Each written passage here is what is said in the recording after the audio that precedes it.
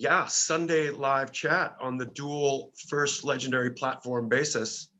So it's like, welcome to the live stream, and welcome to IAMX that is now currently there live in Pioneertown, California. Hi guys, Chris and Janine. Hi. Hello, sir. Hello, hello. It's so, I love the echo that always happens. It's just something that I've got to get rid of. It's so good to see you guys again. It literally has, as we were just given a minute there to have a little hello before it began, and it's been like well over a year and a half since we've physically seen each other. So my eyes are bathing in your in our glory. Yeah. How have you been? Surprisingly fine, and surprisingly the same, because we are hermits. We are ex-hermits. So we, when we go out on tour and we put all of our insane energy out there, when we're not out there, we're in here, and in here is always quite subdued and calm and away from the rest of the world anyway. So when COVID hit, it wasn't that much different, to tell you the truth. Yeah. It's kind of fortunate that you have something so awesome to focus on. I think in visiting you and your wondrous place that you're building there, it's just like, I think I even said to you, this is like a doomsday prepper's paradise. It is. Yeah. It probably was before that. But yeah, why would you feel the need to go out and have to get anything but essential supplies? Yeah. So, yeah. I mean, that's been a goal of mine since I was a kid, being a slightly awkward, antisocial autist. I always wanted to just kind of immerse myself in my own little universe, and now that's happening. And it's funny, I always wanted loads of people around me and be social all the time, and then over time I realized it's actually not what I wanted. It's what I had learned you do. Yeah, I'm coming around more to that idea, because once you have a universe that is in your grasp, you can start bringing in select humans that you can connect with. I guess that's what it's about, right? To kind of, to have no bad surprises. Yeah, basically. It's all about control. And now that you become the dynamic duo, Pioneertown has it just sunk right into your veins. That basically it's. I had never been there before, and you guys introduced it to me by being there. But it's quite a wonderful place, quite magical. It is magical, yes. It's not that far from Joshua Tree, so it's got a very. Look at that! we got to explore. It was originally built in 1946, and it was used in the Roy Rogers. Gene Autry films, which is kind of legendary around here. Yeah. And a proper cowboy town, western town. It does get cold too, as you can see that there's snow there as well. It snows, yeah. So we have seasons. All seasons. And then you also have the legendary Pappy and Harriet's Pioneertown Palace, which when you guys opened that door and took me in there, I was just shocked how many people were inside.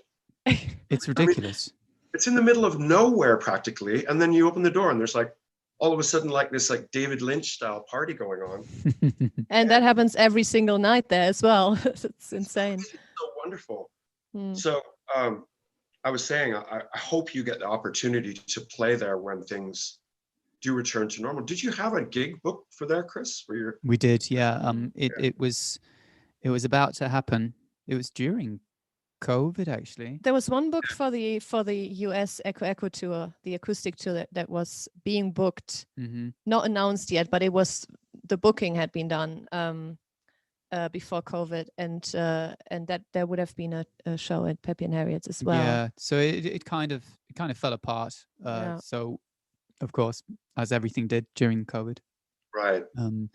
But we will It's actually just changed ownership, which is actually a bit sad because I think the corporations are moving in, and yeah, this area has changed drastically Really? during COVID. Yeah. I mean, it's great. It's because there is new blood, and it's kind of cool, and there's lots of interesting things about to happen. So, you know, we're kind of squeezing out the old horse people isn't necessarily a bad thing. But we're trying to get a good balance right now because there's a lot of money moving in, and we don't want it to be total kind of corporation style. And Airbnb, Disneyland. and yeah, exactly. So it's you know, it's a kind of balance of still making it possible for normal people to live here, or weird people like us. There's a lot of freaks out you here. know, and also welcome visitors. So it's this kind of I'm sorry for showing this picture for so long. The reason I am is you got to soak up a bit of the energy that you feel when you're there. It's like, this isn't Chris and Janine's place. This is another place. But you can just see that each place is just so full of character. And that does look like the Sawtooth Mountain Range back there, does it not? I think it does look like that. I mean, that's pretty much the view from the backyard. Yeah, there are boulders everywhere. Yeah. Boulders, and then lots of green, but more green than you would think, actually. And lots of different cacti, and everything's blooming right now. It's pretty impressive. Yeah, you've got the very famous Joshua tree as well, which is a unique plant that pretty much only grows in very, very few places in the world, and this is one of them. Very beautiful. I don't know if you've got any pictures of those, but they are exquisite. What other? I mean, I understood you. I heard, I was there practically right after when you fell into a plant that was kind of like not your best friend, and you banished it to the Sawtooth Mountain Range or something. Yeah, there's a lot of prickly little offensive plants out here that are just, you know, they're just trying to survive. I get it, but I you know, if I was walking backwards in a very proud moment, looking at something that I'd built, and it's kind of stroking my ego, and then I just sort of fell back into this horrific spiky bugger on the floor. Went to emergency. Actually, it went straight into my arm. Yeah, it was a lot of blood. It's like many of these plants up in the desert area, like for us people that didn't come from here, it's like if you ever walked into one of those spikes of the blue agave, that would be it. Your life would be finished. Yeah, it's like knives. They're literal knives. Yeah, lots of knives sticking up like this. I come with spikes. Yep. Come with spikes. Yep. Come with cheeky desert plants. We have to pull out little cactus guys out of the dog's paws all the time. Yeah. Really? Yes. Yeah. Oh yeah. So speaking of spikes, have you guys had your vaccine yet? Oh yeah. Double whammy. We're done. Yeah, same. I think we got the second one maybe just over a week ago, so we're almost done. You know, because they say you have to wait 2 more weeks for it to be fully. 2 weeks. Yeah. So almost fully vaccinated. Socialized then possibly. Yeah, I sat with my neighbors for the first time yesterday. You actually saw their faces. Yeah, I only ever saw them with masks because they moved here during COVID in the beginning, and it was really bizarre. They sounded different and they looked completely different. Wow, you actually look like that. And we went on hikes as well with masks, you know. So I've spent some time with them, but yeah, it was really strange. How about you? Did you get jabbed as well? Yeah, we had ours. What was it? 3 days ago, Rihanna or so? Yeah. Fantastic. And Rihanna got really sick the next day. I was okay. We're a Club Moderna, and I think there's a lot of people that will either get, you know, sick from it or you won't. Yeah, I didn't have any. I got a bit tired after the second one, but you didn't have anything, right? Yeah. Not even a sore arm? Oh, yeah, a bit. Yeah. My arm very, very far. I think that was the main symptom, but you know, I kind of feel like at least we're on track to like a new reality. So the best thing that you can do is hope. And God, I sure want to travel again. I know you guys probably want to travel again. Oh, Oh, God, shit. it's been almost 2 years since we've played a show, Yeah. like a club show. Last club show was May 27th, I think, May 25th, something like that. Yeah, we've been trying to Here. come up with lots of different ways to get out, and we are working on something right now, which is hopefully going to work out. But we'll see. It's like a bit of a DIY approach to getting around. I think that's brilliant. Can you talk about it or talk? Yeah, about I mean, the idea is to is basically to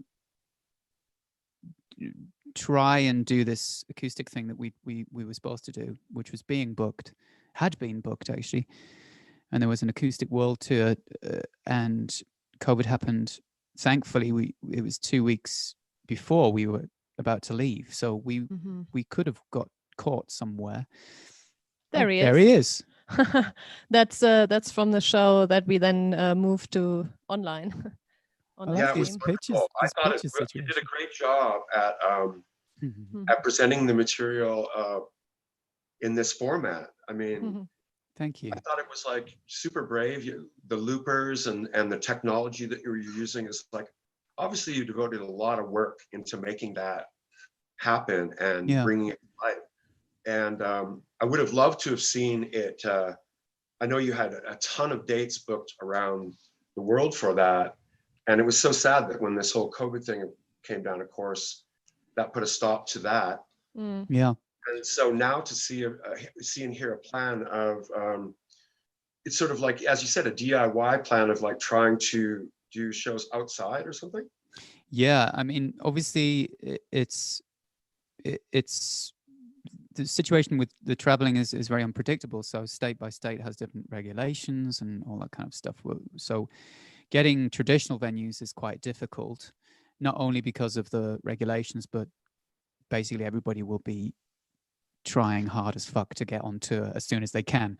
So there's going to be a lot of competition, and the deals are probably already being done. So you can't get insurance anymore either, because you know, a pandemic could hit at any point. So you have to factor that in as well.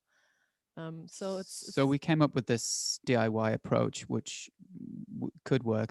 Should I mention it, or yeah? I mean, we posted about it, right? We did a public post. Yeah, I mean, basically, it's a combination of possibly outdoor venues and private events, and we're going to attempt to construct a stage, a moving stage, in a trailer, so that we can drive up, open the door, play, and then piss off. Basically a self-contained show, a traveling show with stage and lights and, you know, generator, so everything. And then also something we already tested are these Bluetooth headphones where if we would play outside and there are some noise limits, people can still listen live with these headphones and move around actually. Well, that's what we did out here. And keep distance. Yeah. So we could adapt to any situation, right? We could play in a club if it's possible, but we can also do a completely COVID-friendly outdoor show, or even play in someone's house if we use the headphones, right? Yeah. In theory. Absolutely. Yeah. That's a brilliant idea. And knowing, Chris, how crafty you are, most people don't know exactly how crafty you are. I do. And I can see the vehicle that would be built for that purpose. Yeah, so high tech. it could be fun, you know. So we're trying to come up with something that at least gets that sort of chapter of the IAMX life done, because it would be a real shame to not get that acoustic tour done somehow. And right now it's looking, this would be in the US only, of course, because there's too many borders to cross over in Europe to make anything guaranteed right now. It's too early to plan for that, I guess. Do you have any plans? Do you have any ideas yet? I looked at my face and I looked so confused. It's good to look at your face sometimes, right? Yeah, it's like, you know, I'm hoping I'm hopeful that things will change. My number one thing is that I had a show booked in Japan last March 25th, and I think the cutoff for the travel was like March 10th or something. So it got canceled just before I was to leave. The sad thing is that they paid me to do the show, and I had all the arrangements and everything like that. And I feel really bad because I almost feel like the first thing I have to do is go make up for that show. Yeah. You know how the people are in Japan. You really got to hold up your honor. But the thing that I'm realizing, which kind of freaks me out, is that travel, if you look into it now, like as you were saying, once we can travel again, the prices of things are going to be adjusted. So it's going to be way less economical probably to do it, and it's not going to be a lot more difficult. It'd be more crowded and everything. So the challenge is getting around it all is the thing that I kind of worry about the most. But I don't know. With you guys though, I see how much that you're working all the time in preparation for when the doors do open. Or when the world collapses. Yeah, either way. Either way. So I think that's wonderful that it seems like you're also prepping for a new IAMX, proper full IAMX album as well. Is that safe to say? There's actually a lot of music happening right now. IAMX is, yes, it is on its way, but it was actually bullied out of the way by an old project of mine, which is called Sneaker Pimps. It was my first band. Awesome. That kind of somehow made its way back into my life. So that's just that right now we're completing that, which is very close to being mixed. And that will be released this year in September.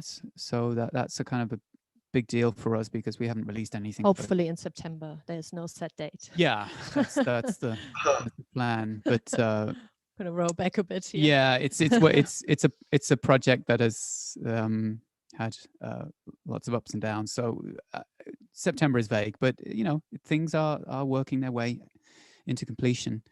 I'm very excited by that. I know that it's something that. Is it true that you started writing on some of these songs like back when the Sneaker Pimps originally ended, and then some of them are picked up upon from the era? Or are they all newly written songs? It's like half. Yeah, it's just become this sort of Frankenstein thing, because there were so many attempts. Oh my God. That's not ours, but I'll take it. That is me. Yes. There he is.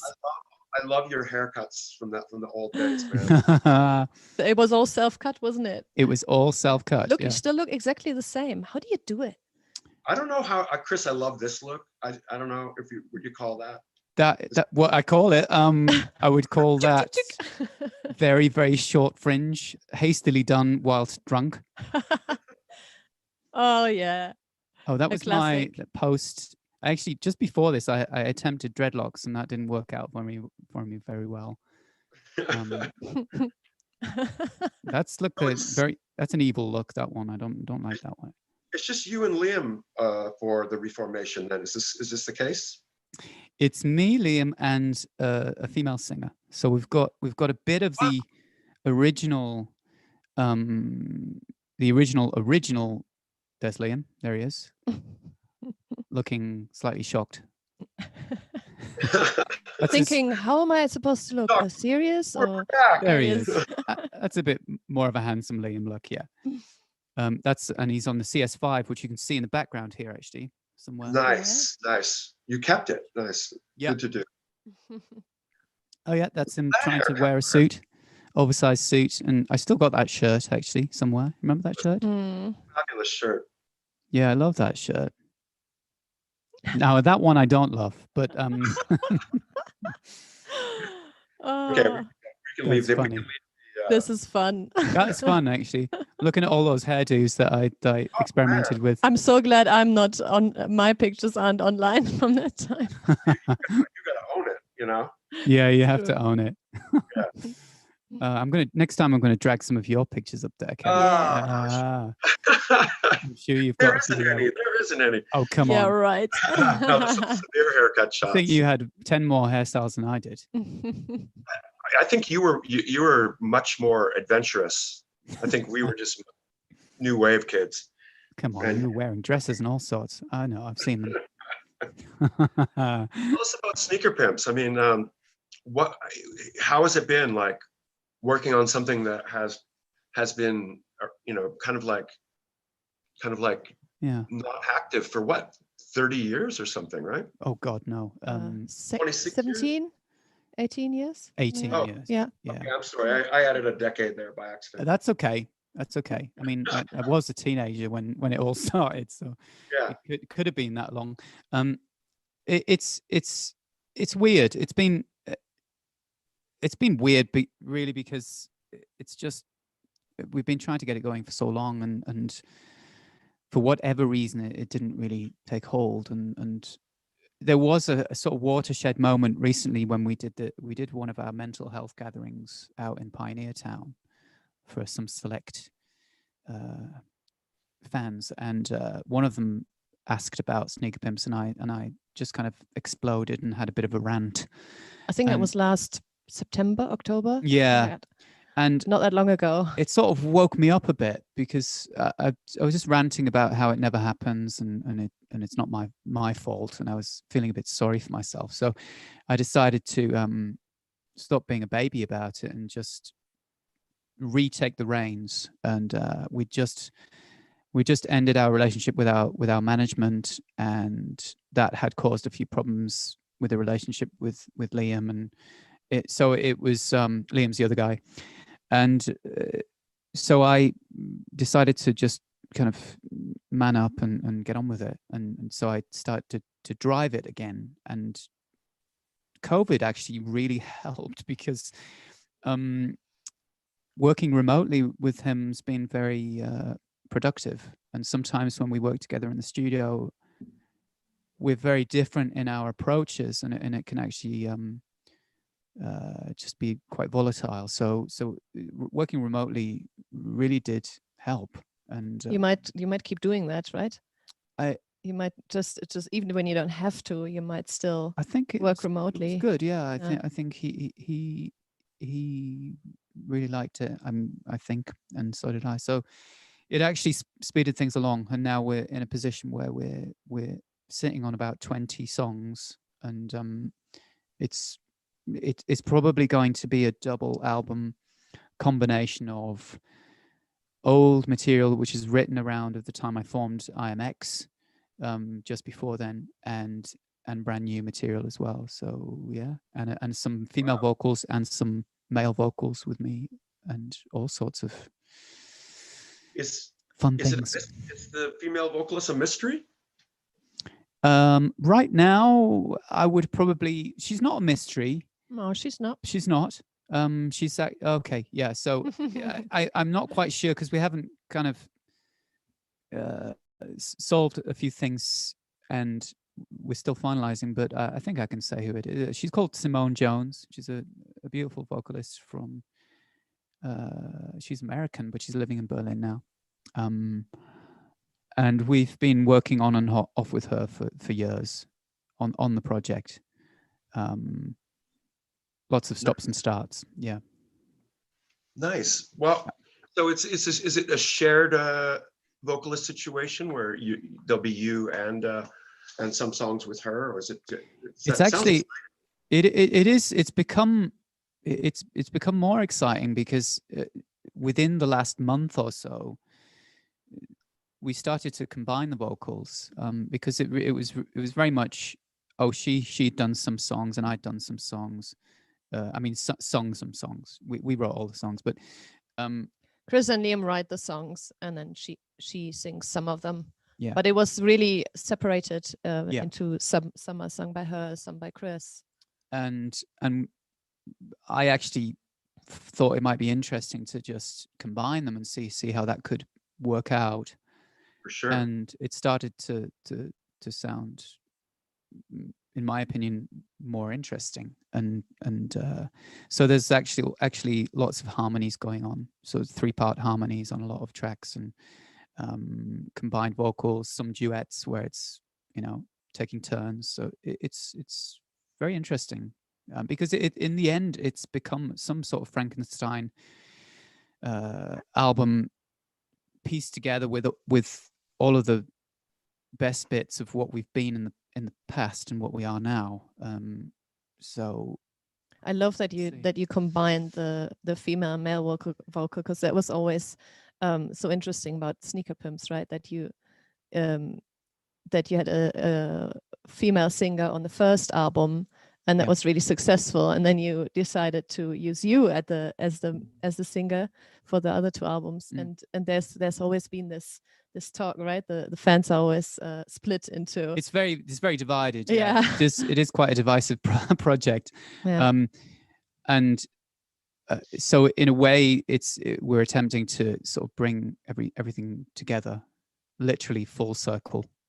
And at the moment, is there a chance for the return of trip hop? Haha, why not? It's actually very trip hoppy. Is it? Oh God, I can't. Yeah. I can't wait to listen. I haven't heard anything. It's almost self-referential in a way. It's quite interesting because some of the sounds, there's some dirty old beats that it's just kind of very blatantly used in a sense of, well, it just sounds good. Don't give a fuck. Sounds like trip hop. Great. Right. So there's a lot of that going on. There's also a combination of all of our new sort of sensibilities of, you know, what I've learned with writing through of years of IAMX, and he's done a lot of production and writing with lots of other people and artists. So we also experimented a bit with that. Yeah. Yeah, I was going to say, like, after you guys have had a chance to go veer off and focus on the things that you had on your head, or that, like Liam with his production of, say, Lana Del Rey, or the many artists, and you with the many avenues you've taken, coming back, does it feel a little different, or can you see those shined and honed edges coming back? Yeah, in a way, there's a sort of, there's a comfort in the sense that we've both learned a lot, and there's a lot in, for instance, I think we complement each other a bit better than we used to. So we were still sort of discovering our own crafts, and now I think it's easier to define what each of us is doing. Interesting. And what each of our strengths are. Mm-hmm. Yeah, so it's actually much more comfortable in that sense. What DAW were you guys able to decide on to use, or do you differ? Always Logic. We grew up with Logic, and we really, I mean, I experimented with a few different ones with Reason and a little bit of Ableton and stuff, but I always go back to Logic in the end. I've imported Reason into Logic because there are some old songs that had a lot of Rex and Reason files that I had to basically reopen. You know, these files are like 18 years old, and I was like, wow, and it just opened, and I was like, wow, okay, that's amazing. That is amazing. And then I ended up sort of figuring how to work with Reason and Logic again, just for a few of the songs. So that was quite fun. Right. I heard you guys were inspired a little bit by the Wicker Man. Definitely in the early days. I mean, always. We absolutely love the Wicker Man. Me too, man. It's funny how I keep on finding out things where I'll be like, I'll read it, I'll be like, damn, I was too. It's like just this weird thing. Do you guys still have an interest in strange foreign films like that? Oh God, yeah. I mean, I think it actually sort of permeated into the music as well. A lot of this kind of dark folk angle ended up being injected into Sneaker Pimps. So a lot of the guitar work and things like that I was doing was very influenced by something like Wicker Man or Pentangle or those kinds of groups of that sort of 70s folk era. I used to love that stuff. How about Liam? Is he also film influenced like you, or? Yeah, I mean, we grew up with similar references. Right. He's a bit older than me, so I had slightly different references, but we still connected over a lot of that sort of folk stuff. And dirty old folk vinyl and things like that. We used to love sort of picking up, and so that sort of grainy acoustic angle has always been something I love. Actually, you can probably hear it a little bit in the Echo album. That's probably the closest thing to Sneaker Pimps you'll hear from an IAMX record. Yeah. I can't wait. So you're not putting a projected date on it yet. It's just going to be later this year, possibly double album. The fall for sure. Yeah. There'll be some treats along the way, though. There's lots of treats planned. Yeah, we're basically planning all of that right now. Always brewing something. I mean, it's been interesting to keep up with you guys on Patreon. I really have learned to really value the Patreon crew and the Patreon people for their support, especially through this COVID time. I mean, I don't know if you've noticed it, just like a great bonding with everybody and the fans. It's almost like playing live and doing a small show where everybody's there and you can talk. It's just this weird thing. You guys must really miss kind of like physically bonding with your fans. Your fans are like unbelievable. Like, there's something sad about when you guys play live, the type of spirit you bring out. And it's partially because of your show is amazing, Thank you. I miss it too. I think we're all missing that kind of let's go through a few nice shots to remind us of the era. And you were saying that your last show was when, Janine? May 25th. Whoa. Yeah, that's my half boob. Me with half boob. Full boob on stage, of course. Got to say something about choosing the right bandmates, Sammy Dahl and John Siren. Yeah. Absolutely, like perfect people for the band. Yeah. From what it appears, and seeing you guys, I don't know where I got these pictures, Chris. Someone sent them to me. Where's that? This is funny. We weren't. That's backstage somewhere. I don't know. It is, yeah. We didn't know we would be looking at pictures of ourselves, but it's kind of nice sometimes to remember. Some of these pictures I haven't even seen, which is good. Yeah. Yeah. Right. I love that one. one. You moment. Yeah. Come on. Miss that. Look at that one.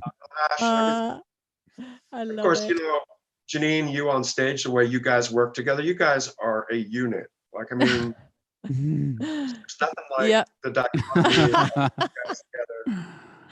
I don't know. It's there's another haircut, Chris. Oh, that's another haircut. I don't know how I managed that one. That's a bit of a lots of gel. That's a haircut. That's a no cut. That's a long hair. Cats. That's me with cats. There we go. Hey, Fish saw that. He wants. Yeah. That's in Berlin. That's in the old industrial building. Yeah. Yeah. It's weird to 2 years went by pretty fast. Of course, we did some live streams and all of that, and that creates a similar excitement, I would say. I mean, it definitely create, you feel the adrenaline and all of that, and the more work you put into it, the more you feel it. Yeah, I would say, but it's, of course, you cannot replace the in-person shows. Well, you can't replace the ball grabbing. You can't. Yeah, your balls don't get grabbed. Your nipples don't get squeezed. You don't smell people's sweat. Yeah, I really miss the ball grabbing. I think that's the main thing. You talked about that a lot in COVID times. I'm a bit afraid for you that everybody's going to grab again, my balls. Everyone's going to think he's doing you a favor. Twice as hard. Oh God.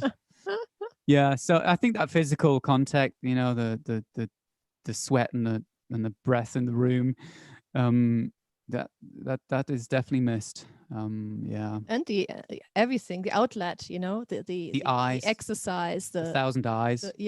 The connection. I mean, there's just so much in that that you just can only get there, right? That you can only get live, and then performing live as well. I mean, there's just so many levels to it, but it'll be back, you know. Yeah. It'll be back, and it'll be so intense. Janine, is it true that you met up with Chris originally through an ad in the newspaper? Not exactly. There was at the time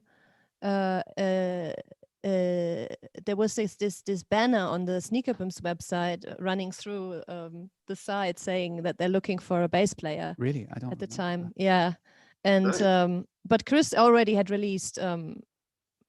Had you released Alternative? Yes, you did. Or you were almost no, you had released Alternative. Looking for a bass player. Yeah, because your manager at the time wanted to revive Sneaker Pimps. Oh, he did. Yeah. And so he put that thing on. But I found out about it through a guy that I had met in a bar in Berlin, and he was friends with Chris's manager. So he said, "Oh, Sneaker Pimps are looking for a bass player. Do you wanna maybe, you know, go and how do you call it? Audition." Yeah. There she is. Yeah, baby. Oh, my glory. God, do I miss that? Yeah, and then like 2 weeks later, I was told, oh, actually now they're not looking for that anymore. They now want a keyboard player for IAMX, and I was like, okay, let me see if I can pull that off. See if I can learn how to play keyboard within 2 weeks. It was ridiculous. What did you think, Chris? Yeah. Janine shows up and it's like, immediately you must have been like, damn. Damn, she's Girl can fucking play. cute. I wasn't that person then, you know. I was No, I was very shy and different. She was actually, but Yeah. but the beast was definitely in her. Yeah. I think that's I saw that kind of free circus spirit in you. Yeah.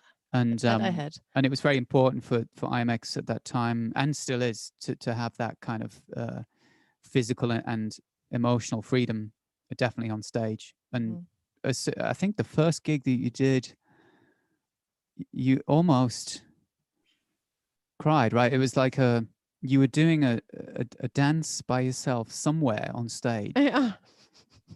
And there's footage of it somewhere. Look at It looks like I'm making your Mohican now. I know. Oh my God. I have to say that I've seen this video of the performance of the Alternative, and your bass is like, in one of the live versions, is incredibly loud and crispy. And I couldn't believe it. I was like, God damn. I think it's just I've played that song so many times by now, you know. I think we played it at every single concert. Yeah. And it's like that song and me, we're just one. Yeah, you are. Right? It's absolutely. Like it's just I don't have to think anymore. I just kind of I just perform, and I love when that happens. Obviously, that's the best. You definitely come alive and turn into you know, you guys both just turn into like solid performers. It's just a gas watching you guys, man. There is like nothing like seeing you two live. I mean, it's a lot of fun. Words to it, you know? I think that we probably both have bonded over the years of that kind of stage release, and there's a certain sort of depth and honesty to that when you're in that mode, right?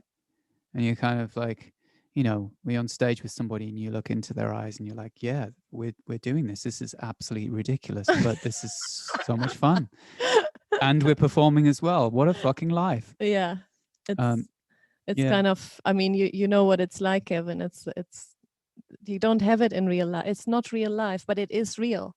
It's just very so bizarre. Real. Very real. It's more real. Yeah, almost more real.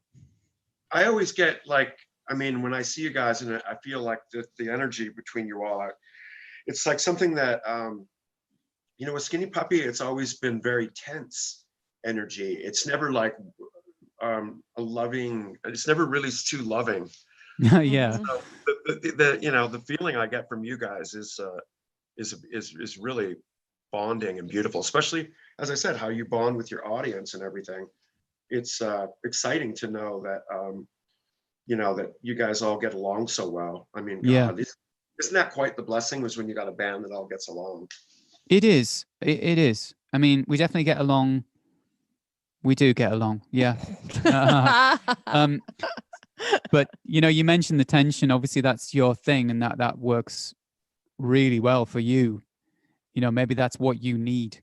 You know, and Well, I don't know. you know, Maybe not in private life, right? No. But on stage, maybe that's what elevates it, and that's what people kind of connect with, and maybe that's where the kind of anger. You know, we go around to anger again, but you know, maybe that is it's just sort of a part of that, the essence of what that project is, and it just happens to be. You know, I wouldn't say that couldn't change, because I know that there've been personnel in IAMX over the years that have caused a lot of tension on stage, and it was a long search to find people that don't cause that kind of tension. Yeah, it's not easy. It's not just easy not for easy. anyone. Yeah. And in a way, that's where being a solo project has made it a bit easier, because I didn't have to sort of depend on kind of how well a relationship with someone was going. You can just kick them out and find someone else. Yeah. Yeah. So Well, I you've mean, managed to hang on, right? I've lasted. I don't know why. Everyone else around me is gone. who else can play the bass like that, Janine? I don't know. I don't know. Kevin. I don't know. Pretty special. I try my seriously. best. First time I ever met you guys, funny, I have a picture of it. Oh, Yeah. yay. I remember that night. Yeah. At Complex. And Complex. And at That first, was- I expected Janine to be like, oi, oi. At first. I thought, like, maybe, was she a skinhead? She's kind of a British thug. And then Yeah, and then I was this soft, nice Yeah. girl. Fantastic. Like, kind of like, you know, no, not at all. Not at all, oi. But I find, Chris, when I'm hanging with you, man, it's like there's just a sense of peace and everything that you bring to everything, that you know, your space that you love and everything. And Polly. Oh, yeah. poor Poe Cake there. We gotta pay our respects to Poe. Yeah. I know that must have been a tough thing to go through. Yeah. Oh God. Yeah. Oh, look at that. That's That where was a she, good evening too. It was a good evening. Yeah. Can you believe this is like 6 years ago already? Oh my God. I mean, Holy. where's time going? Well, it Oh. just goes quicker, doesn't it? Once you're in that mode, Oh yeah, right. it just goes Oh and goes God. and goes. Holy shit. Oh, sorry, that got stuck in somewhere. Oh, Brilliant. where did you dig up all of the? Usually he has his ass out. Why I know. Why his is ass not why out? are his pants still on? This is the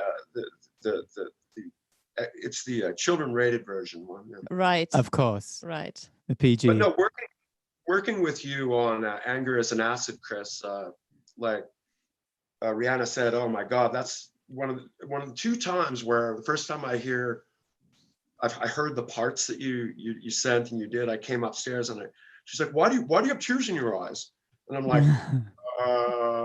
well, Oh. have you heard the vocal performance on Anger is an Acid? Have you heard what Chris did? Have you heard the beautiful things he added? It's just fantastic. Like I had so much fun working with you. It's And such a great track.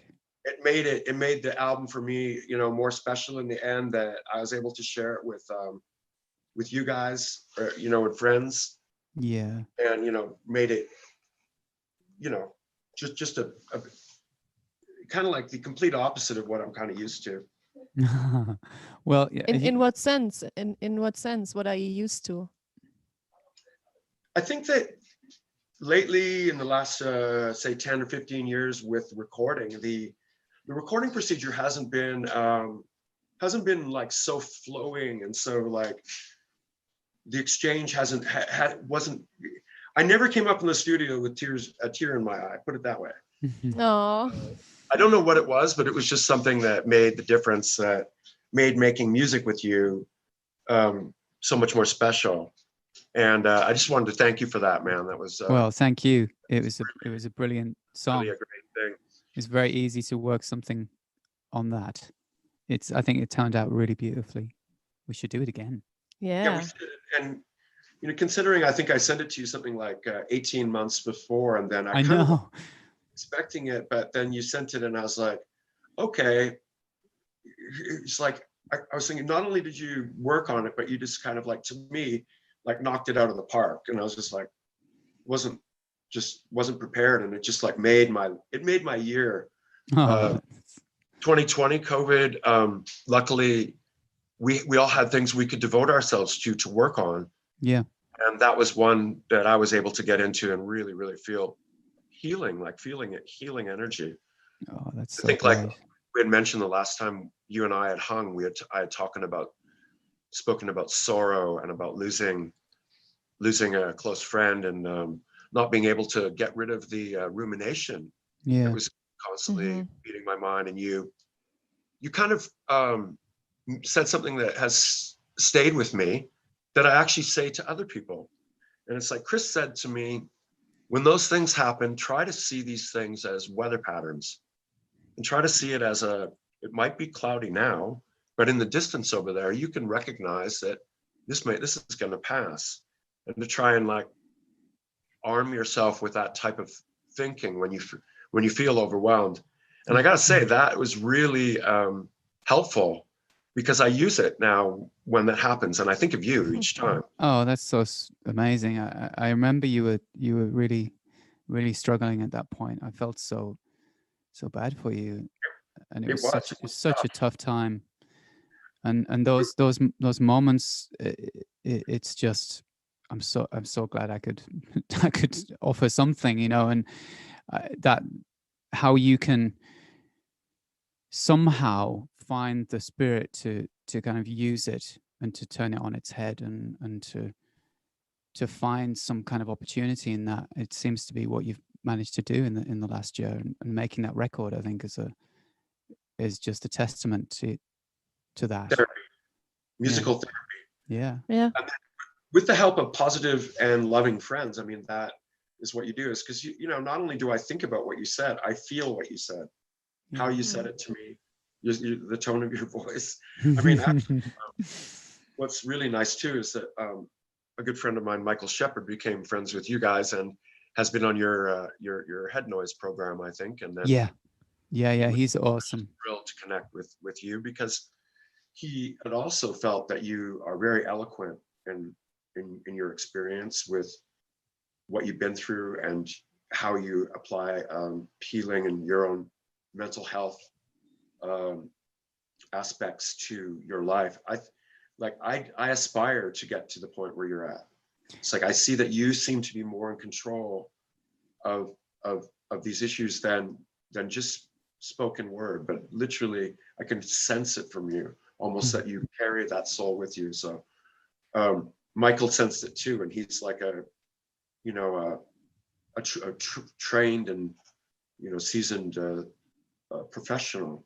Yeah. So it's like you definitely have a way of inspiring people and making an impression that lasts. So I think that's wonderful, that not only with your music, that you've also taken the steps to become like that person. Thank you, Kevin. That's very. You guys have really, we should be applauding this, especially after COVID ends. We'll hopefully look back and say, we're thankful for this and thankful for that, and there's many things that have been helpful through the period. That's wonderful words. That's so meaningful to both of us, I think. Yeah, definitely.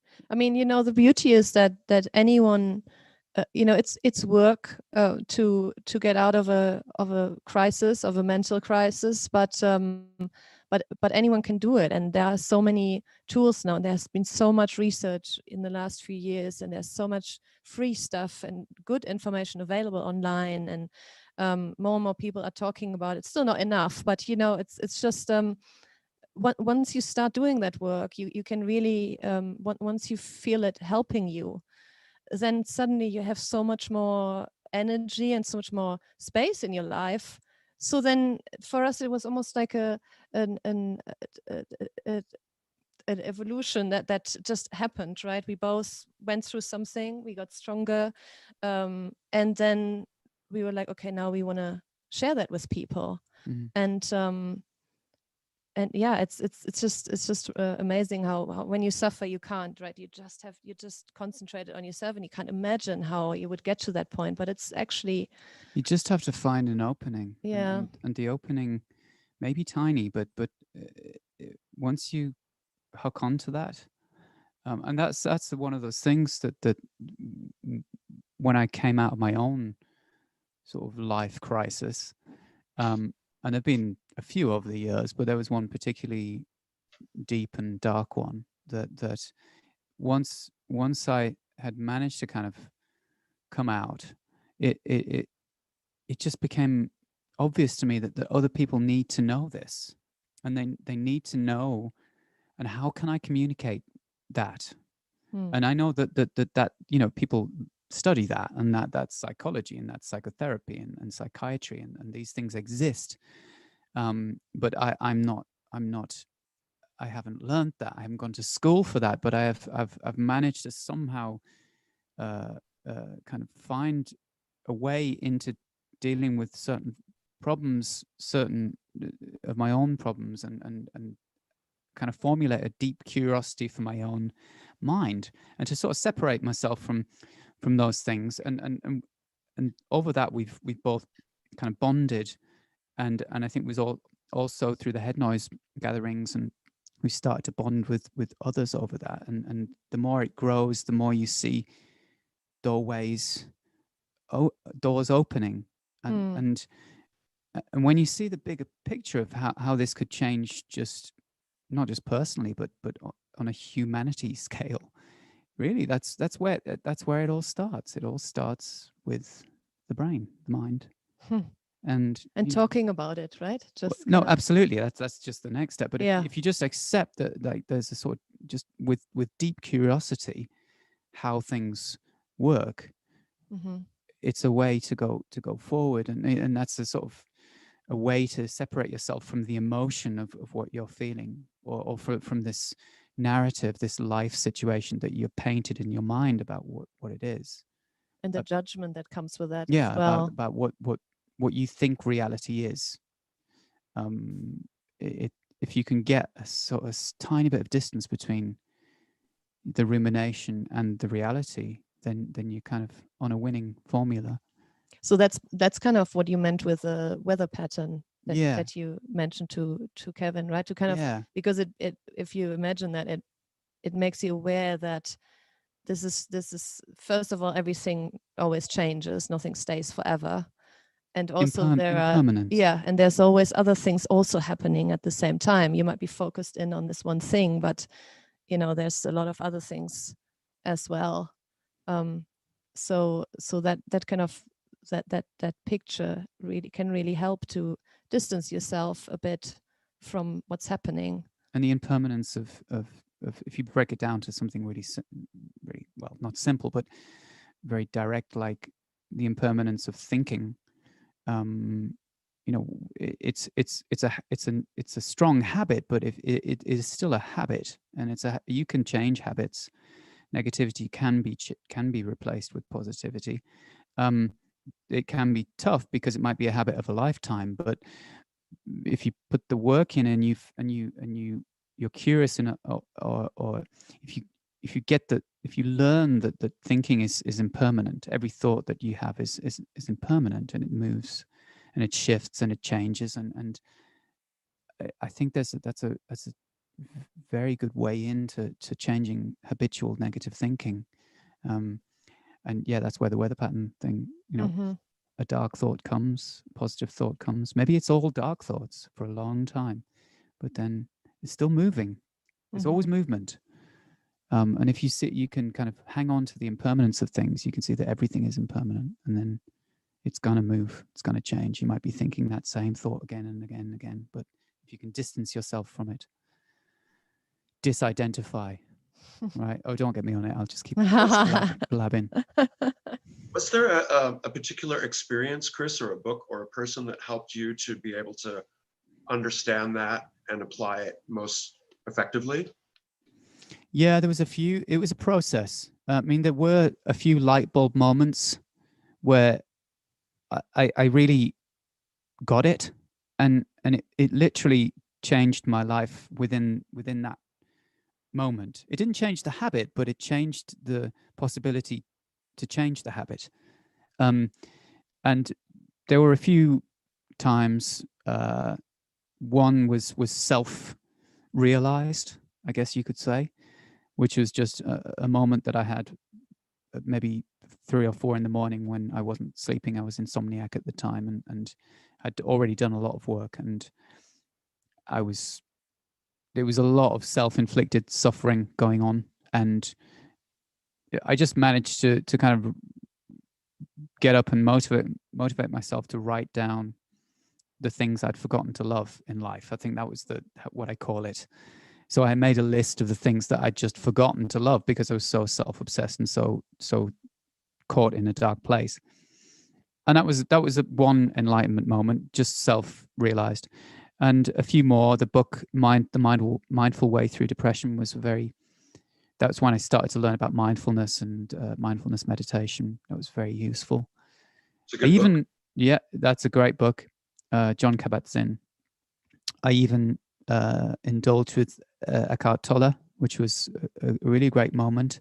It's not particularly scientific. I'm much more of a kind of scientifically minded person, but his take on the world was very powerful. The Power of Now, it was called. That was a great book.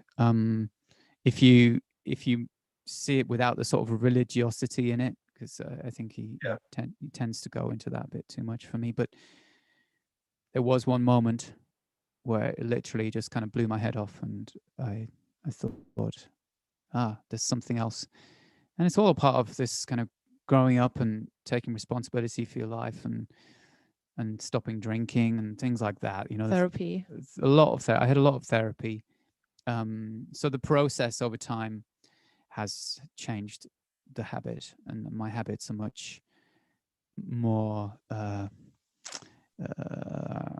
nourishing than they used to be.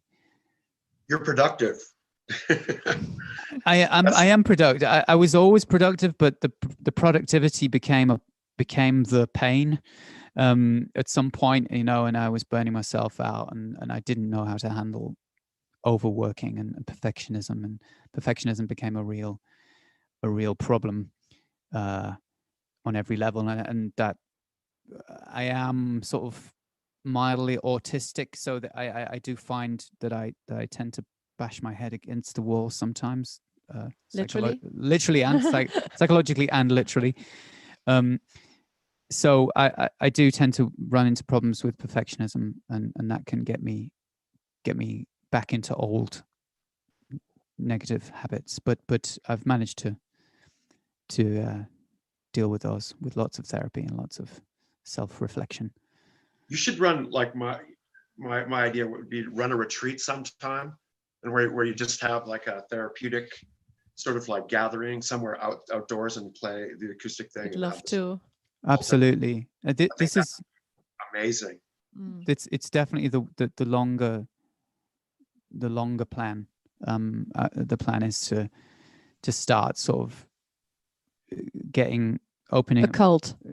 a sex cult, basically. Yeah, basically that's the plan. We'll make the excuse, you know, we'll pretend that we're doing some kind of retreat. We'll help people. Retreat. You're on underneath. Yeah, exactly. Yeah. But it's definitely a kind of life goal, is to, you know, I thought about going into therapy anyway, as a becoming a therapist, some kind of therapist. Yeah. Because I could see that it was it was a passion, became a real passion. But I'm trying to just balance that up with, you know, what has the most impact, and is the music more impactful, or is it, you know, I'm still working on that, but definitely I say both. Yeah. Because you've impacted me, So I know that like, you know, I can speak firsthand on that. And so it works. The Chris therapy works. The time you just spend with you and walk through the desert. Like I just need to do that. I need to go do that soon, actually. Yeah, seriously, come out. over. My therapist right now doesn't do much talking. He does a lot of soothing, but not a lot of talking. Oh, he's so cute. The thing I love though is, yeah, that's Fisherman. Yeah, he's 10 years old. He's lost some weight, right? Oh no, he's as fat as ever. Oh really? Okay. He did. I thought the same actually. I thought he's looking good. He looks good on camera then. Yeah, no, he does look good. Mm. But I don't know. Out. The thing I love about your space too is that how you've got different sections going on all over the place. Like you've got, as you say, you indulge into things 100%. So when you get into rebuilding like a camper, like I mean, Yeah. you get into building you rent the tractor. You know, you're skilled at woodwork. Can I talk about your film studio? Yeah. I mean, so your ability with cameras and editing and that whole world is obviously as high a level as your music making and your therapy. Lately, you have, I guess, over the last year, done two videos for Gary Newman. Yeah. And one before that I noted that the I Am Ruin video. My name is Ruin. Yeah. My name is Ruin. Has 4.8 million views. So nice. It's definitely, like. Wow, that went up. Quite an incredible achievement as being a videographer too, Chris. I mean, it's that's Gary there, if you can see. That is Gary on the edge of a volcano. He's a sucker. He's a sucker for punishment. Yeah. So how long did it take to get that shot right? Oh my God. Took a while. That whole shoot was a disaster. It was a fucking disaster. Yeah. But it was, it was worth the pain. It always is worth the pain. I mean, you just make. I'm Thank sorry you. about the pain. I know what you went through, and yeah. And also, it's just did you go there at like 6 a.m. to make sure there was no other people walking in the crater? No, there's no people there. There's nobody there. It's the middle of nowhere. Yeah, there was. Yeah. Yeah, we timed it quite well. I mean, we actually we went off road a lot with the Jeep, so we found spots where we could be away from anybody. There wasn't anybody anyway. It's a very deserted place. That scene was shot in. You would have to walk 30 minutes. No, or longer. 40 minutes. Yeah, into the wilderness. So no one was there. I would have been so scared about fire, especially in California. And it's like, I know. The one thing, did you have like a emergency hose standing by and all that stuff? Or is it? No, it was a risk. Well, we did. We had fire extinguishers. We did, and wet blankets and stuff like that. Yeah. We took a risk, but it was very. There was no vegetation. It was you know the place actually. Amboy. Oh, of course, we went there with you. Yeah. So it was. Yeah, we went there that day to Amboy, and I was like kind of amazed at like just it's like being on the moon. Yeah. It's so incredible. The small town of Amboy was just completely just like a relic. It's like not really anybody there except like one guy in a gas station sort of thing. Yeah. It's a very peculiar place, that's for sure. Yeah. So you did Saints and Liars, which already has 103,000 views. Nice. Before that, you did Intruder, and before that, My Name is Ruin. So we did I Am Dust before that as well. We did 4 videos for. I told you he's a sucker for punishment. That was My Name is Ruin. Yeah. Yeah, that was 120 degrees right there. How is it that you guys endured like the heat? You'd almost want to say, take that thing off, Gary. I don't know how he does it. But it was easier to be covered, to be honest, right? We were all covered up because the sun was so Yeah. But he was, I mean, that was a really warm outfit though. It was gross. Yeah, it was I mean, gross. It's just, it was tough. Yeah. And he just happens to choose these terrible moments in these terrible kind of times in the year. It's like, yeah, fuck this. Let's go to 50-degree heat in the middle of the desert. And Celsius. wear the thickest clothing that I can. Absolutely, yeah. And you have to run around, Chris, and you know it's tough. That's what people don't see, the amount of running Chris does to There get he those is. shots. Yeah, there he is. With his moog. Yeah. It's a lot of fun to work with Gary, Oh, actually. that got thrown in there. But Gary's awesome. Yeah. So did you have fun working on the videos though? How did you feel? Oh, it's always great. I mean, he's become a great pal, and it's just very easy, and the music's great. He loves the stuff we do, so it's just become a very comfortable situation. And I know we always know we're going to get something pretty good. So yeah, I mean, he keeps bugging us for it as well, which is great. That's always good. Yeah. You know, he keeps coming back and saying, "Hey, I want another."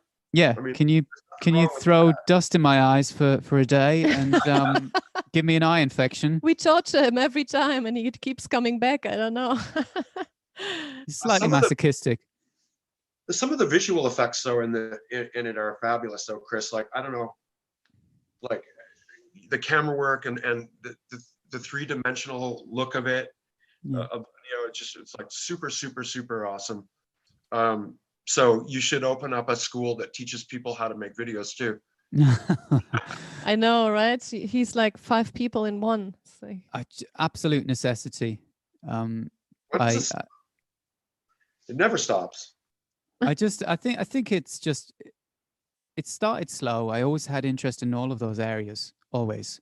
It didn't just appear, and I kind of chipped away at each one, and depending on the practicality, really.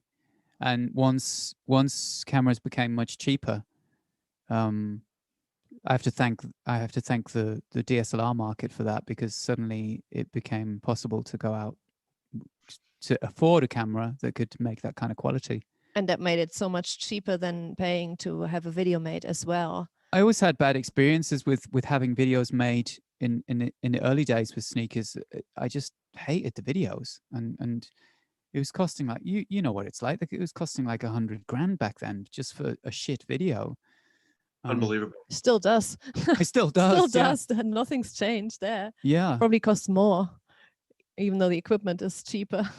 Yeah. So it's just, it became a sort of labor of love, really, to try and make something that I was proud to put out, and that didn't kind of, you know, make me remortgage my fucking house. Can you recommend a particular camera that you say maybe changed? It was a deal breaker. Yeah. Well, the first major sort of deal breaker was the Canon the 5D Mark II, which became the first proper video camera. But that was back in 2010 or something. And now you've got a whole range of beautiful low light, spectacular cameras you can get for $2,000 or $3,000. Sony's are great if you like that kind of thing. It sort of depends how far you want to take the quality. And I would recommend getting into the Sony system if that's something that you're into. We could geek out about this. I don't know if you have the time. I don't know if I have the patience. So do you like to edit in Premiere, or what's the chosen video editing software? Yeah, it'd be Premiere. I used to have Final Cut, but then it moved into Final Cut Pro X, which became this horrible sort of bastardized version of itself. Right. And then I just got into Premiere, and Premiere was great because I was already using Photoshop a little bit, so I knew the system a touch. And now it's just great. I don't know it extensively. I can't do any fancy stuff. I just know the way that I work, and I do most of my stuff in camera. I don't Really? have. Yeah, I mean, anything that's interesting is usually done in camera with some basic composite work in Premiere. I can't do any special effects or anything. I don't know what's After Effects, for instance. I can't Right. use that. I'd love to use it, but I just don't know it. So those beautiful effects that you have in the video of the sort of like blurs and sort of like lines that are moving, is that done, you were saying, in camera? Yeah, I mean, actually, that one with Intruder was I did develop a bit of a system in post. That was a special video because I managed to use a program called Avenue, which is it's actually a live visuals software. It's a Dutch company, and it's I just imported I exported a lot of the footage and put it through that software, and then re-imported it, and then kind of chopped between the normal footage and this kind of fucked up footage. So that was but the mirrored image and all of that was all in camera. So I was using mirrors and prisms with that. So I try and do as much as I can in camera because it always feels natural somehow. But there's a limit to what you can actually do, of course. For sure. Well, you've achieved greatness on that level as well. So congratulations on that. Like, what's next now for you guys? What are you up to the next little while? Well, other than the finishing of the Sneaker Pimps. Yeah, the Pimps. We were sort of trying to get the business rolling smoothly, right? There's a lot of stuff that's come up since we got rid of our management that we're taking on ourselves, restructuring everything. Basically, we have an assistant now. She's amazing. She moved here. At the moment she lives here. She's been here for 2 months now. Sex cult. Huh? Sex cult. Sex cult. The first member. And she's fantastic, and she's helping a lot. And we're kind of restructuring a lot of things. And but yeah, really at the moment it's kind of an odd time because there's so many unfinished but almost finished projects. There's a documentary that is that we filmed during the last tour that is basically finished but needs to be released. And there is the Sneaker Pimps album. There's an IAMX album that you haven't finished yet, but it's pretty advanced, right? Yeah. And then there's this acoustic tour, DIY tour that we're planning, and so it's lots of different things at the moment. It's a bit woozy, feels a bit woozy. Yeah, it's kind of blowing our heads off. Yeah, actually. it's a bit. I think we need something to ground us. Like we need to come back to finish one thing and then look at the others. I don't know. We have to figure it out. The documentary seems great. Seems totally ready to go. I was lucky enough to see it from being on your Patreon. Yeah. And when is that going to be released? We're clearing everything right now. So you have to clear your own music that's owned by other people, of course. Wow. So talks with Universal and BMG and whoever owns the tracks that we're using, they have to clear the publishing. Yeah. The publishing. Yeah. So they have to give us permission, and they're notoriously taking forever. So once that's all cleared and we get the green light, we'll release it either as a DVD or a stream, or maybe we'll even go to something like IndieFlix. Is it IndieFlix? There's a few platforms that you can a little bit like an alternative to Netflix or Prime, where it's streaming platforms basically. We might do something like that, or we might just put it through Patreon. I'm not quite sure yet. Yeah. Could do that too. It's good to have all these choices. Yeah. It's good and bad, right? It's like there are just so many things, so many ways you can do things nowadays. But I mostly find it exciting, actually. It's just a lot of decision making. That's what that brings. What's on your plate then? Yeah, what's on your plate? Come on. What are you up to? Yeah. Me? Yeah. I'm not prepared for questions. Oh. Come on, just a short one. Short. What's up? As I told you before, we want to go back to Japan so bad. I feel like I haven't had a decent meal in like a year. That's one of the main things. Yeah. Actually, I've started work on another album with a bunch of the subcon orchestra guys. We haven't let the cat out of the bag what it is. It's not Skinny Puppy. Okay. And we kind of got that type of thing going. Fantastic. And at the same time, I've been trying to wrap up this module that I've been developing for the last Oh yeah. Of course. years. So I got to make sure I get you one. It's called BRAP. It's a dual sort of synthesizer in one box, and it's pretty powerful. But one thing I didn't realize is how long it takes to actually. Well, I did realize how long it takes to develop an instrument. It's forever. It takes. Well, it's been 2.5 years almost in like the final testing phases. Yeah. So why does it take so long? I don't. I think that it's basically got to do with like how today, with COVID, like we can't all be together. So I have to send it from my place to his place. He sends it back. It's almost like music exchange. Yeah, so yeah. There's a period of time where this unit has traveled from here to Colorado, probably like 25 times and back. Oh my God! Wow. So, that in itself has been quite a thing. And then I've been working on another toy, and this toy has been another 2 years to make. Oh yeah. Oh cool. So this is a prototype, and that's amazing. Goes to Japan. It's It's based got on 2 heads. That's Fisherman. Oh. Who's on the top? It's lots of real detail in it that you can't really probably see in the thing. Cool. Did you have that manufactured, or did you make that there? I rough sculpted it, and then my artist buddy Simon Paul went in and did all the fine details, and then we sent it off to the guy that did the 3D design for Basil, and then he took with the 3D design. So it's been a group effort again.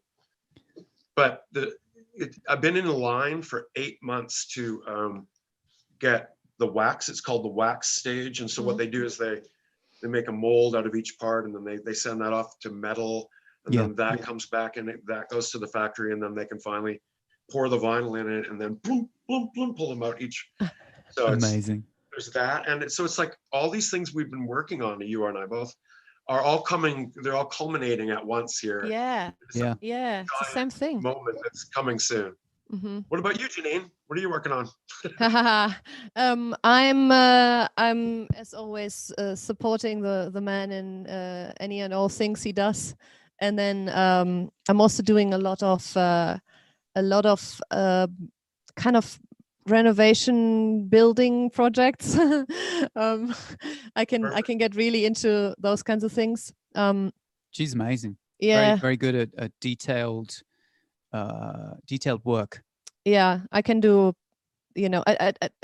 I'm not plumbing. I'm not a pro in painting. anything, but I can do plumbing and electric and tiles and painting and all kinds of things. I've seen some of your artwork where you gather like pieces of found metal and stuff like that from the desert. I did that for a while. Yeah, so I go on awesome. hikes every day, and I became really obsessed recently to the point where my heels are hurting and I have to stop for a few days. But I go every day and I pick up trash, it's a wilderness. There isn't much trash. There's just like lots of bullets or the metal. How do you call it? The metal sleeves from the bullets, and some broken glass and stuff. So yeah, for a while I did little sculptures from those metal bullets. Yeah. Cleaning up the preserve. Yeah, cleaning up the desert that I enjoy every day. A bit like you raking the desert. Yeah, I just love having my hands in dirt. Yeah.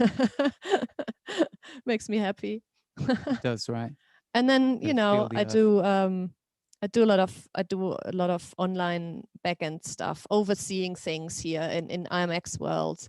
And on the side, I do in my private time, I learn and obsess over my ADHD diagnosis, which I got about a year ago. So so kind of trying to catch up with that and adjusting my life to the knowledge I now have about how my brain works. So that's pretty interesting. what's been the most helpful thing that you've learned to sort of like bring that, to reel that in? I think, I mean, it's been, everything I've learned has been so helpful and life-changing, it seems. The first big thing was to get medication. That was the first big like eye-opening thing, where for the first time in my life, I realized that the way I was living and all this shit that was in my head is not normal. It's not typical. Most people don't have that. They don't have to deal with that chatter in their head. Everyone has chatter, but not the way that you have when you have ADHD. And to just be able to feel what that is like, it was amazing. But the medication doesn't solve everything. You need to really learn about it and basically change habits, a bit like what we talked about earlier. So another thing that's helped is coaching. So I got an ADHD coach. So it's specific. The way she talks to me is really in a way that really works for people with ADHD. And then also I talk about everything. It's almost like a bit like therapy, but it's not. It's more of a training situation, right? Forming new habits that work better.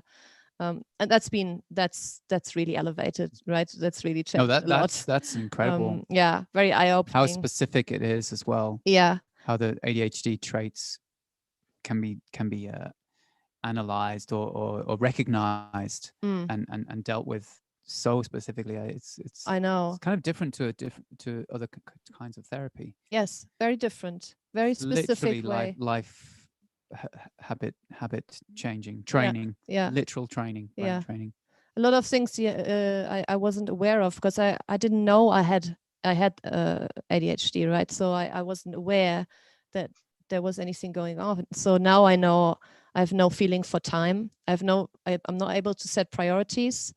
So and you would think, yeah, so what's the big deal? But it does over time really lead to issues. Like you can't plan the future. You can only be in the now, which is great because I can have a good time because right now I'm in a good mood. But I don't think about anything that happens, in the future. And the same with time. I can a day can be over and I don't know what I've done. Short-term memory is another thing that we don't have, or is very very bad. So just kind of all these things, learning all of these things about it, and then realizing that about myself. And again, that really helped to not judge myself in certain situations as harshly, and to really pick it apart. What is my personality and what is the ADHD, and then what are the tricks I can use to basically trick my brain into working the way that I want it to, I mean, that's the beauty of sort of identifying these things, is that it you can take the judgment out of it, or the self kind of flagellation. You can sort of take that out of it, or it eases that, because you're like, okay, well, I can identify that as the ADHD. That's a very obvious ADHD trait, and even people around you, because it can be very destructive disorder for relationships and friendships and families and things like that. When you know that from the outside, you can deal with it much easier and develop a lot more empathy for you. Yeah. For whoever's dealing. I hope with that so. problem. Yeah, it's true though. It's really amazing. Yeah. It's been life-changing.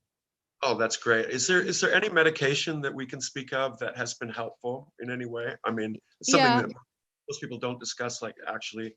And we had a guest on a month or two back, Skinner, and he said that when he found Prozac, that it literally changed his life. He was having depression and crying and waking up with this.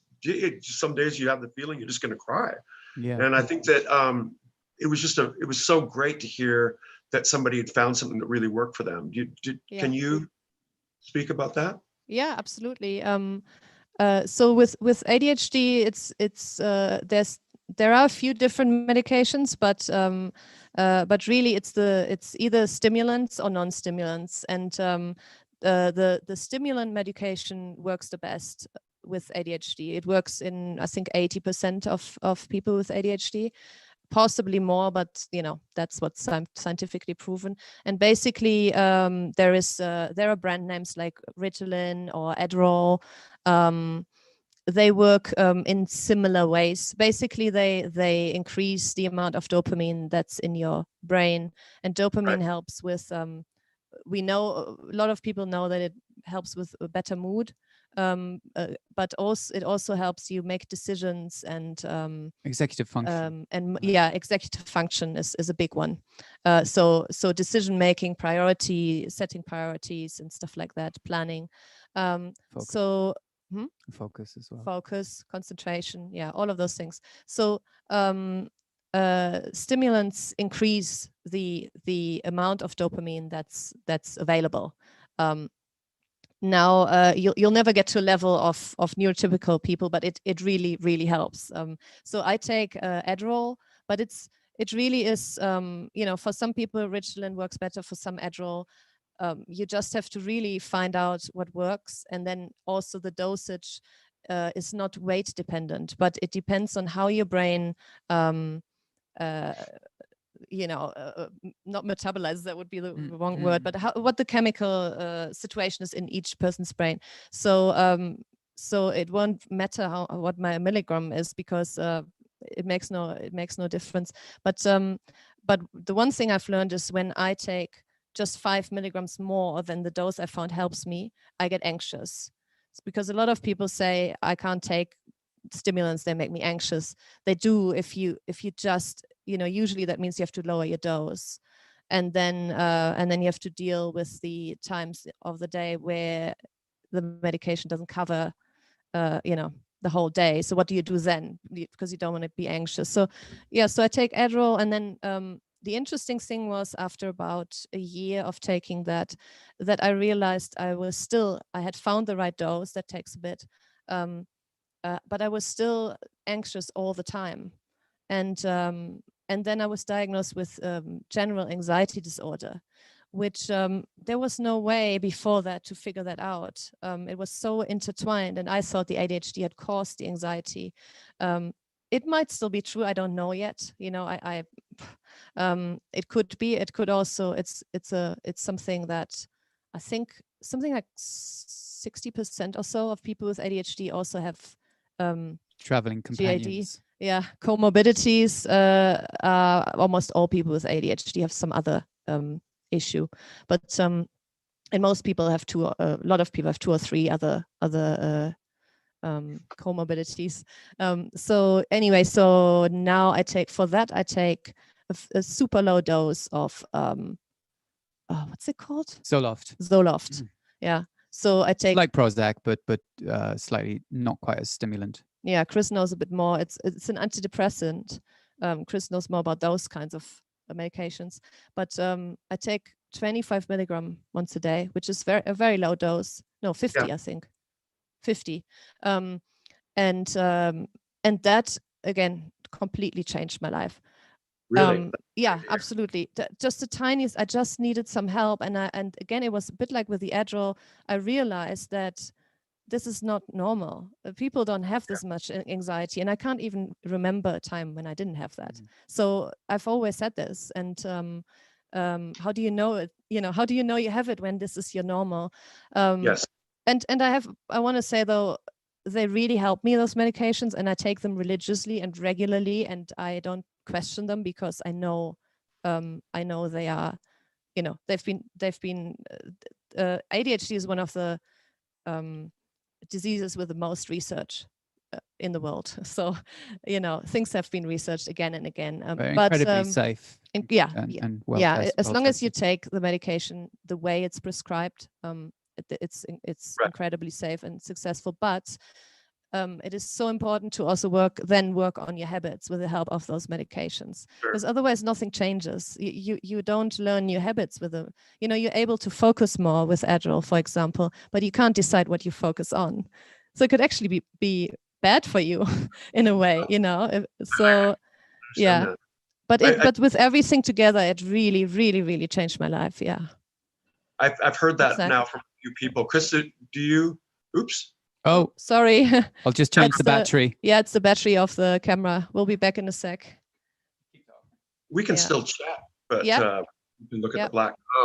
Chris, Exactly. do you have any medication that's really worked for you, or are you medicationless?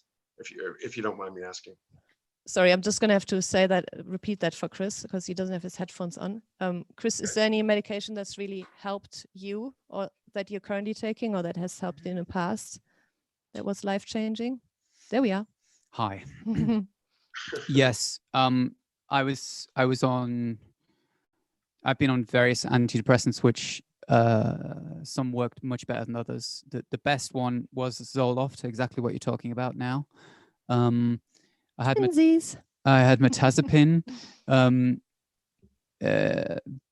which was not. It was a sedative. It was when I was very, very insomniac, so I needed a sedative-based antidepressant, and it worked for a little bit. But then I put on weight. I didn't like the way it kind of made me feel, so I went off that. And I think Zoloft was the most successful in terms of reducing. It's very little side effects. It helped massively reducing anxiety, and it targeted depression very well. But it has to be combined with self-awareness and therapy and other. It's just part of the puzzle. Yeah. Are you still taking Zoloft? I do a little bit. Yeah. Yeah. But it comes and goes. It sort of really depends on my anxiety levels, how much stress, Right. how much, it's very good for stress. If I'm working intensively on a project and I tend to overwork, burn myself out a little bit, that perfectionism thing I was talking about earlier, then I will maybe go back on it for a little bit. Sometimes if there's a tour coming up, I'll go back on it for a little bit. So it very much, it's different to Prozac in the sense that I think with Prozac, the half-life of the drug is a little bit different. So you can actually just top it up now and again when you want. But most antidepressants are, you need 4 weeks to 3 months to really see the positive effects. And that's why a lot of them get bad reputations, because people can't see that period through. Sometimes they get a bit more depressed in the first month or more anxious, or once you're over that hump, it can be incredibly effective combined with therapy and mindfulness and things like that. Yeah, I've never taken any antidepressants or any pills, and I keep on thinking, wait, maybe one of them might work for you and be a blessing, maybe, relieving. Like when I was talking with Skinner, he made it sound like it was just like a new day for him. Yeah. It can be. It can be. It can be a real life. A lot of people, and I felt that too. They said, "Oh, I feel like myself again." Yes. Right. It's that kind of too. clarity and it's almost like it puts a soft blanket over. You may continue to have ruminating thoughts or whatever, but you don't identify with them as much, and it gives you this feeling of now I can work on myself. Whereas when people are depressed, a lot of the time they just don't have that kind of support to be able to work on themselves. So it's kind of getting that doorway just open, and the drugs can help you do that. And a lot of people just self-medicate. You probably self-medicate, right? Yeah. I mean, I smoke weed, and then I'll okay, I feel better. But in actuality, I don't know if it doesn't give me that feeling where I'm thinking like, oh, I've got relief. It's more like I'm just covering it up. Yeah, well, that's the thing. I mean, that self-medication can do that, and I used to do that with a lot of wine, and when they don't target the right chemicals. There's reasons why people develop these drugs, because they're scientifically proven to target those chemicals that give you that help. And actually over time, that's why I stopped drinking, actually, because when you combine sort of self-medication with pharmaceuticals too. It just Yeah, it doesn't don't work work. as well. Yeah. You know, they don't work. It can make it worse. So you just got to decide if that's the route that you want to go down and try it out at some point. But And it's experiment just, is fine, I think, to experiment a little bit and just yeah. to not make it this massive deal that oh, it's pharmaceuticals. So it's like, well, you've probably been drinking since you were a teenager. That's a fucking strong, potent drug that you've been taking all your life, probably. Yeah. Not you, I mean one, sorry. Yeah, most people with ADHD self-medicate like crazy. I mean, either doing excessive sports or, you know, without knowing, of course. Why not just get the right drug? Eating lots of sugar, or just coffee, of course, or cocaine is a stimulant as well, of course. So why not exactly? Why not take the safe thing? The right one. Yeah. But also, I think a lot of people, and me included, just suffer so much. You know, they take on so much suffering, so much anxiety and fear and worry and depression, and before they seek help. And I really wish, you know, I'm not someone that just says, just give me a pill and I just want the pill to solve all the problems. It's not like that, but I wish people would use more what's out there, and so that they get, like you said, that they get to a point where they have enough room and strength to change their habits and to become better, and maybe then eventually not need the medication anymore, or reduce it, or whatever happens, right? You never know. But it's now that I know how much it can help. It can help. It can also, it's about experimenting and finding your own recipes. Some people don't really need it. Yeah. It's a shame that a lot of the time people get to such a crisis that they probably do need it. Yeah. But a bit of therapy before that can get you out of that before you need to get to that point. True. So yeah, true. I don't know. Yeah. Anyway. Again, we can go on forever. You know, this is a great example here of what I love about your head noise program, is that you guys chat about this quite commonly with guests and talk about the matters of mental health. And then it's not a stranger in your discussion. You guys are on it and helping countless numbers of people, I'm sure, with just being aware and learning. And maybe even trying that, like maybe making a change and adding something might make a difference. That's what's great about this Patreon thing, about how you guys have not only expanded outside of the music world, but also into the mental health world too. So thanks for that. Oh, thank you. As I said, Chris is like medicine, you know. It's like he is. Now I'm gonna blush. You guys, we've ran a long time here today. I just want to thank you guys for dropping in today on your Sunday, and I know realize we're on both platforms. So thank you. It's a beautiful thing. The IAMX Patreon people. Yeah. Today. Thanks to our patrons. On the side here, Leona, Miss Martin, or all sorts of people. Tony, Little Mo. Fabulous. Yes, and thank you to my Patreon people too for always tuning in and supporting. You guys are wonderful. And thank you, Kevin, for activating us to do this, and also getting Chris to contribute to your album, and just always poking. I absolutely consider you guys definitely one of my closest friends. So I definitely cannot wait to see you again, and keep us posted with what's going on and what you're headed. But I can't wait to hear the new stuff. Thank you, sir. Me neither. Yeah. Give it me. Yeah, it's coming. It's coming. Can we leave with one last for our baby? Oh, little baby. Oh. There she is. That's a beautiful picture. Yeah, miss her greatly. Yeah. So you guys, big love to you, and also goodbye from Rihanna, she says, and Mr. Fisherman, and we'll see you soon. See you Lots soon. of love. Bye. Take care.